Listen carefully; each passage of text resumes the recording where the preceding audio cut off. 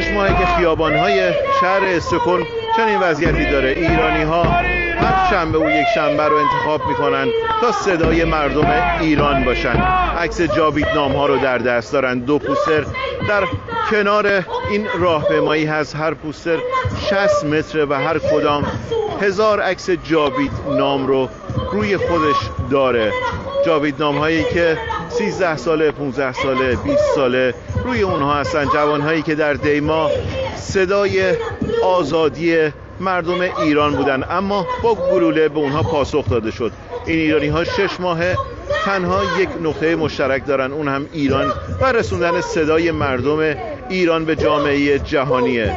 از شعارهایی که میدن حمایت میکنن از شاهزاده رضا پهلوی برای رهبری دوران گذار. من میخوام با این تجمع کننده ها صحبت کنم که ببینم چه پیامی برای مردم ایران دارن. وقتتون بخیر. چه پیامی برای مردم ایران دارید 6 ماهه که این خیابون‌ها رو رها نکردید؟ درود میفرستم به مردم ایران. من میخوام بگم که مردم ایران ناامید نشن. واقعا این تلاش آخرشونه که دارن همش مردم رو سرکوب میکنن. ما اینجا هستیم تا روز آخر، تا روزی که ایران پیروز بشه و با شاه رضا پهلوی برگردیم ایران.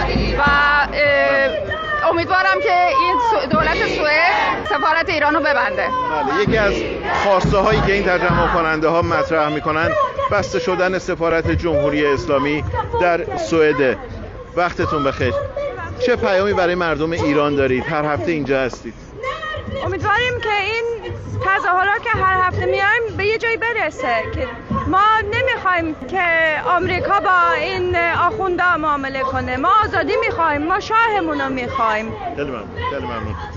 این هم جزو خواسته ها از خیلی وقتا ایرانی ها گفتن که براشون اهمیت نداره که جمهوری اسلامی با کشورهای دیگه مذاکره کنه. اونها میدونن که خواست مردم ایران آزادیه و رسیدن به یک دموکراسیه و بر این اعتقاد هستن که مردم ایران تحت حاکمیت جمهوری اسلامی هیچ وقت به این دموکراسی نمیرسن. همونطوری که میبینید به زبانهای مختلف شعار میدن تا مردمی که در خیابان هستن بدونن خواست مردم ایران چه هست. خواستشون بسته شدن سفارت، خواستشون رسیدن مردم ایران به یک آزادی و دموکراسیه و مطالبه میکنن. در صحبت شنیدید خواهان اینن دولت‌های اروپایی پایان بده به مماشاتی که با جمهوری اسلامی داره. مهران عباسیان، سکهلم.